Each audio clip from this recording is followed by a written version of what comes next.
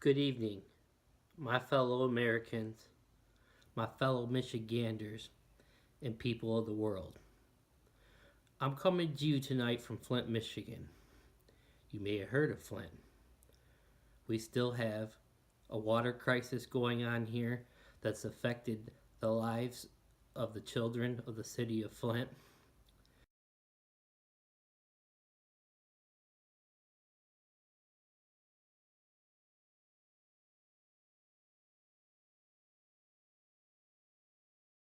We also have had national news on the subject. We had one of the Democratic debates between Hillary Clinton and Bernie Sanders during the Democratic primary here in the city of Flint, coming from historic Whiting Auditorium.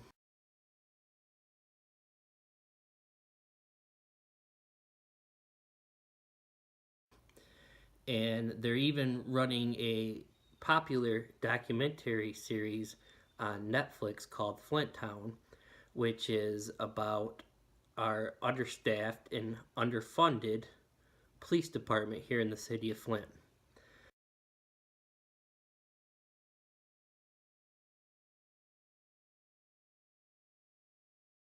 But I'm not here to talk to you about any of those things tonight.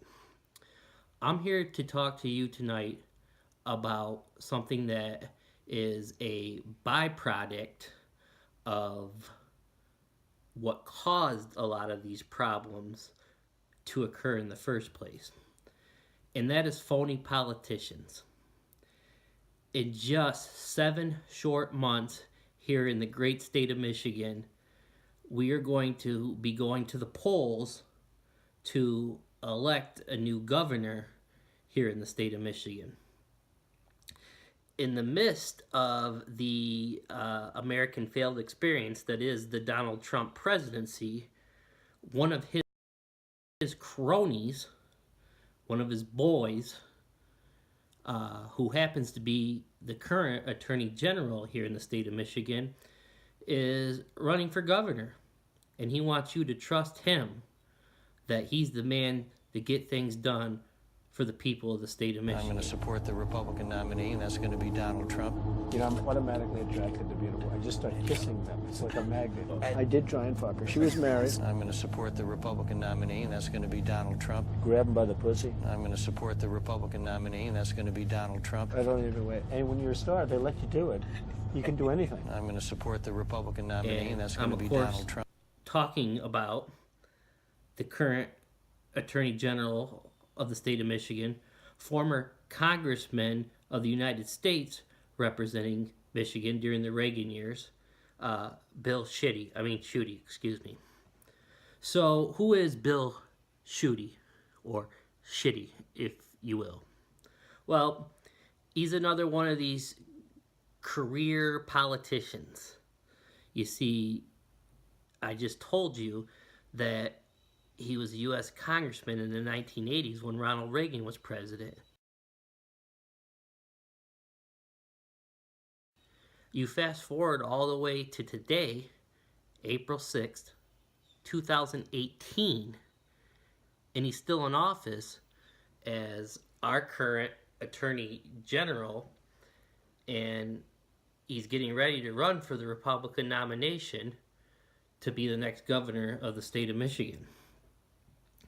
Now, Bill Schuette wants you to believe that all of Michigan's problems over the last decade are the fault of former Democratic Governor Jennifer Granholm.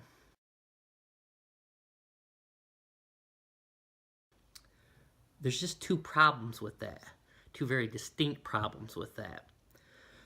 The first one that is a huge problem for Mr. Schuette is he can't claim to be willing to work across the aisle, to work in a bipartisan manner, to get things done in a bipartisan way on one hand, and blame his political rivals for everything on the other hand. The second and probably more important problem with that is, how are you going to blame the problems of Michigan today on the governor of yesterday? Because you see, it's been almost a decade since Democratic Governor Jennifer Granholm held office. And for the last 8 years, the governor here in the state of Michigan, one tough nerd, Rick Snyder, he's something.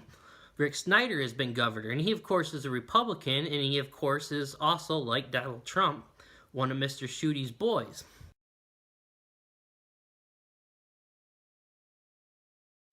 Now, you can't criticize a governor that was governor almost a decade ago and not blame your boy who has been governor for the last 8 years, who in fact was on the job at the time of the Flint water crisis, who has been on the job when Detroit public schools are closing, who has been on the job when him and his cronies who run the state senate and state house for the last several years passed erroneous, just terrible right-to-work legislation which hurt workers here in the state of Michigan.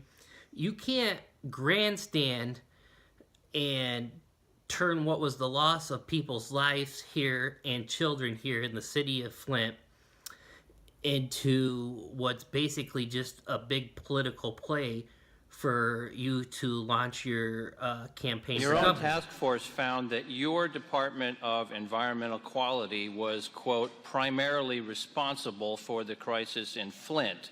Do you also admit that here today? Yes, and I took actions immediately based on their recommendations. Your task force found that your officials at MDEQ did not implement corrosion control, which, quote, led directly to the contamination of the Flint water system. Do you admit that here today? The lack of corrosion controls led to this issue. And you admit that it was your officials at MDEQ that did not implement corrosion control, which led to that, right? Is that a yes? Is that a yes? Governor Snyder, do you admit that you personally received a letter on January 18, 2015 from Flint's mayor begging you to take action and warning, quote, there is nothing more important in Flint right now than fixing the water problems, on January 18, 2015. Do you admit receiving that letter? I received a letter from the mayor dated that, and I took action on items within that letter. I'm asking you about January 18, 2015. This is Exhibit D we've marked for you. Yeah, could you share the letter with me so I could confirm that? Would you hand him the letter, please? It's marked as Exhibit D. We'll ask that this be made part of the record, Mr. Chairman. Without objection, so ordered. January 18, 2015, from Dwayne Walling, the mayor. Last paragraph on the second page. It's directed to you specifically, and he says, there is nothing more important in Flint right now than fixing the water problems. Do you see that? I do. Do you admit getting that letter? Yes. All right. The mayor asked you repeatedly to come to Flint during the crisis. Do you admit today you didn't show up for more than 7 months after he asked you? Actually, I'm not familiar. I'd have to check my schedule. Well, that's what he says. You didn't go to Flint until October 2015. Is that right? I don't know if that's correct or not. You don't know. You admit here today to seeing headline after headline about health problems, hair loss, rashes, E. coli, bacteria, sewage, Legionnaire's disease. Did you read any of those stories, Governor Snyder? Yes.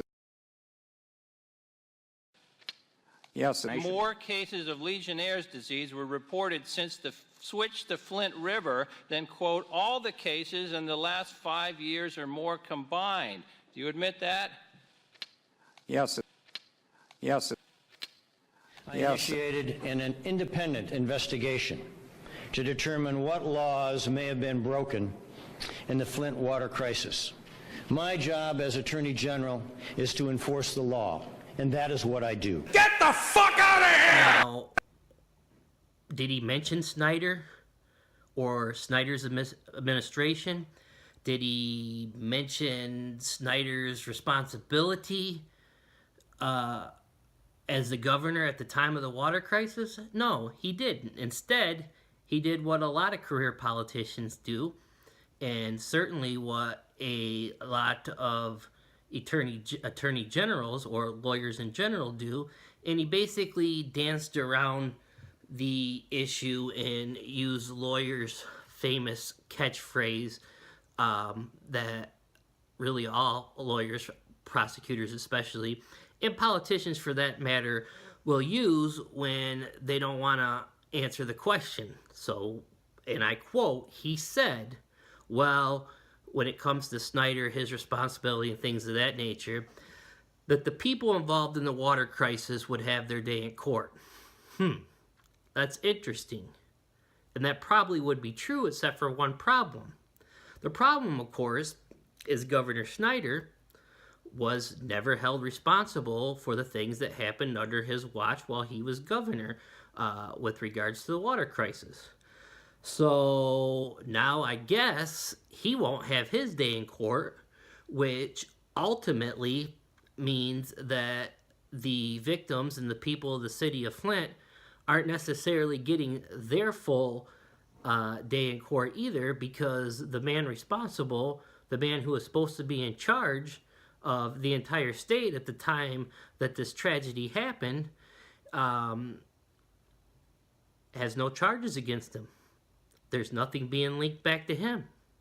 Now, they charge people within his administration, people that work for the DEQ, and then also people who were in city government here in the state of, in the city of Flint. They charge those low-level workers, but nobody higher up was charged.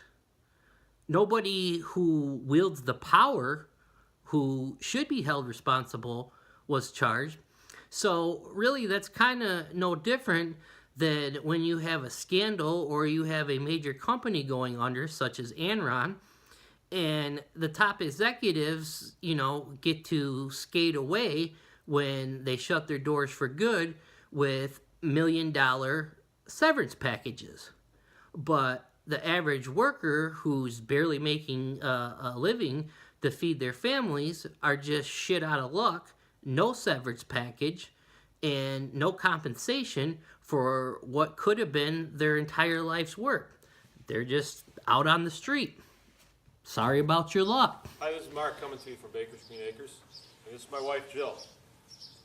Today, I have a message for you. I received this last Thursday. This is a request for summary disposition from Bill Schuette's office. As you remember, Bill Schuette's our Attorney General here in the state of Michigan. The attorneys that work for him are Danielle Allison Yoakum, Kelly M. Drake, and this is the new guy, the secret weapon, Harold J. Martin. So, Harry, welcome to the struggle here. What this is they're requesting that the judge do something to me and my family. No. No, motherfucker, no. So, let's get back to Mr. Schuette, blaming former Governor Granholm in his latest campaign ads for governor. Sir, aside from your boy Snyder being governor for the last 8 years, and both the State House and State Senate haven't been in the control of your Republican colleagues, and the fact that Donald Trump is president, so your party is in control of the national politics. So if we're being honest, which I know is sometimes a foreign concept for a career politician like yourself, so I know that's probably difficult for you, but let's face it, you're currently the Attorney General. Oh shit, wait a second. What does that mean? that means you're the chief lawyer for the state of Michigan. So not only are you a career politician, but you're the chief lawyer for the state of Michigan. So that's a double whammy. That means that, wow, you really expect the people to trust you, sir? A career politician and a lawyer?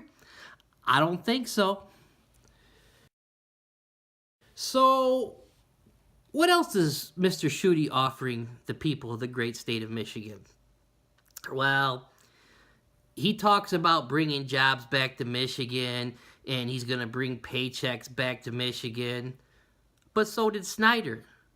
And after 8 years, where are those jobs? After 8 years, why are there still so many people here in the state of Michigan not collecting a paycheck? And I'm not talking about people who, maybe didn't get an education because of schools closing, or people who maybe, worked in a factory and that factory closed years ago and they haven't been able to find another job. No, I'm talking about a lot of people with master's degrees, with bachelor's degrees, and even a few people with PhDs here in the great state of Michigan who are unemployed.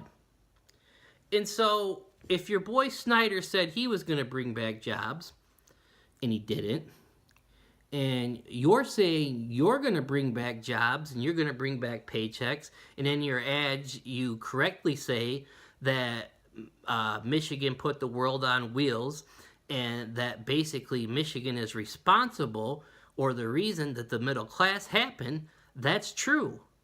But it's not because of politicians like you, and it's also not because of government or any big CEOs. It's because of the hardworking men and women of the labor unions and the trade unions here in the state of Michigan, which have been under attack by your boy Snyder, by your boy Scott Walker, who you proudly, tell people is endorsing you, the former governor over in Wisconsin who started some of this right-to-work bullshit.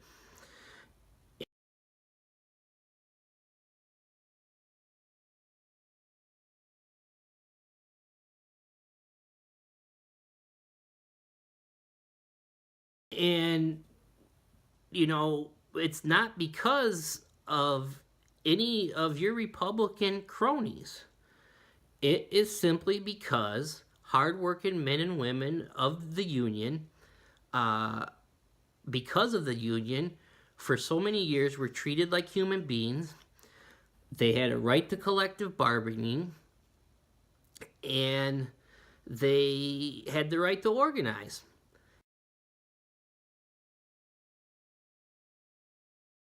And so because of all that, Michigan was able to do all these things because organized labor, kept companies honest and made sure the workers created products that made companies profitable. General Motors' years of most profitability here in the city of Flint, Ford's years of most profitability down in Detroit,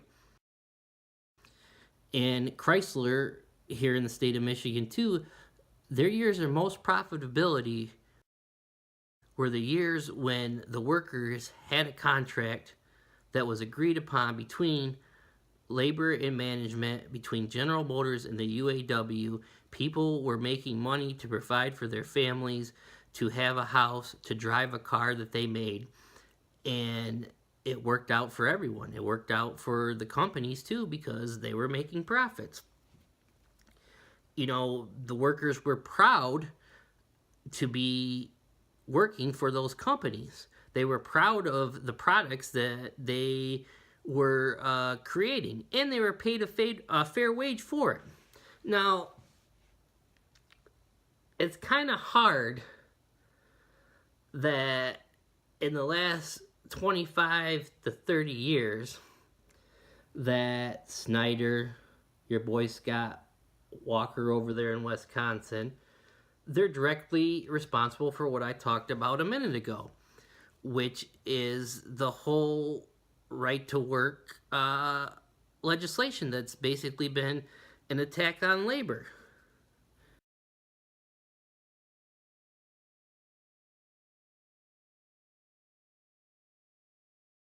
You guys are directly responsible for what I would call a bait and switch, which was this terrible right-to-work legislation, which sounds good, right? To the average person, that sounds great, because who shouldn't be able to do an honest day's work? Well, that would be great only if that were the truth.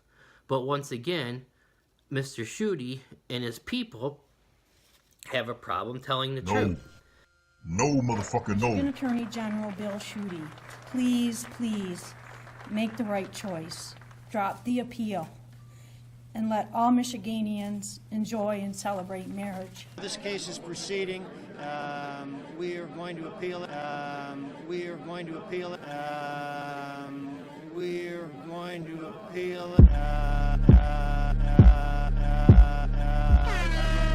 job. We had this wonderful moment of progress, but then we had Bill Schuette's icy hand reaching out of the shadows trying to pull us back. Michigan citizens are done with the Attorney General's fight against progress. I'm just doing my job. This, politics, it doesn't matter to me. Politics, it doesn't matter to me. Politics, it doesn't matter to me. More accurately, what terminology for that legislation should have been used is basically, it should have been called, the legislation, instead of right to work, should have been the right to shut the fuck up and do whatever your employee tells you to do. Because basically, if you eliminate unions, then your employer is going to have the right to show you the door, and they don't have to cite any just cause. They can just do it because they feel like it. But hey, that makes sense that you would support legislation like that, Mr. Schuette, because it's in direct conflict with workers' rights, but yet you're supposed to be this working man's candidate, right? Let me go back to when you were running for Congress, when you were U.S. Congressman in the 80s, and you were supported by the biggest traitor to working Americans and the biggest traitor to labor ever, which was Ronald Reagan. Your buddy Reagan, you remember what he did because you were in Congress then. He was effective at ending the Air Traffic Controllers Union for good and forever.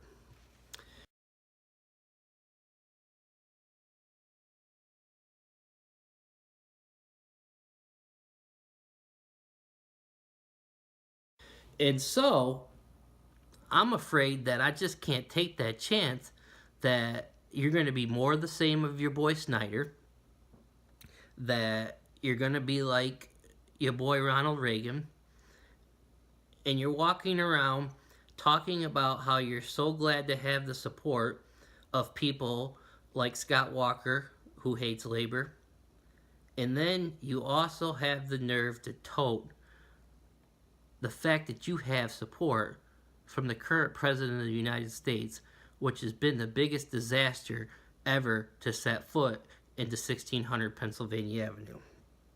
So, Mr. Schuette, if you're really going to be honest with yourself, and more importantly, if you're going to be honest with the voters of the state of Michigan. Designed to help people wrongfully convicted of a crime may be justice denied all over again. What was supposed to be a lifeline for a new start is turning into another nightmare. 7 Action News reporter Kim Russo discovered how it's affecting those who served the time but did not do the crime.